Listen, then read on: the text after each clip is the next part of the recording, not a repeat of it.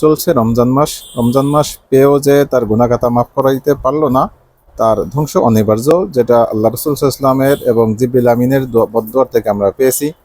এছাড়াও রমজান মাসের ভিতরে রয়েছে সবচেয়ে বরকতময় একটি রাত, যেটাকে লাইলাতুল কদর বলা হয়। এই লাইলাতুল কদর এক রাত্রি এমন এমন মহান, আল্লাহ পাক পবিত্র কোরআনে ঘোষণা করেন যে 1000 মাস থেকেও এটি উত্তম। তো এই মাসকে পাওয়ার জন্য সবচেয়ে বড় সুযোগ হচ্ছে যে 20 তারিখের পর থেকে বেজর রাত্রিগুলি অনুসন্ধান করা। আর সবচেয়ে সহজ পদ্ধতি হচ্ছে, আপনি যদি এতেকাফের নিয়ত করেন, 10 দিন মসজিদে থাকেন, তাহলে আপনি এতেকাফটাও হয়ে যাবে, সাথে এই বরকতময় যে রজনী সেটাও আপনি পেয়ে যাবেন। অনেকে যদিও 27 তারিখ খুঁজে থাকেন, যে মনে করেন 27 তারিখই লাইলাতুল কদর। বস্তুত লাইলাতুল কদর সম্পর্কে আল্লাহ রাসূল বলেছেন যে 20 তারিখের পর থেকে বেজর প্রত্যেক যে কোনো রাত্রিতেই লাইলাতুল কদর হওয়ার সম্ভাবনা রয়েছে। যদিও আল্লাহ রাসূল সাল্লাল্লাহু আলাইহি ওয়াসাল্লাম বলেছেন যে আমাকে বলা হয়েছিল যে কোন রাত্রি লাইলাতুল কদর, কিন্তু আমি ভুলে গিয়েছি। তবে এতটুকু মনে আছে যে শেষের 10 দিনের বেজর রাত্রের যে কোনো একদিন।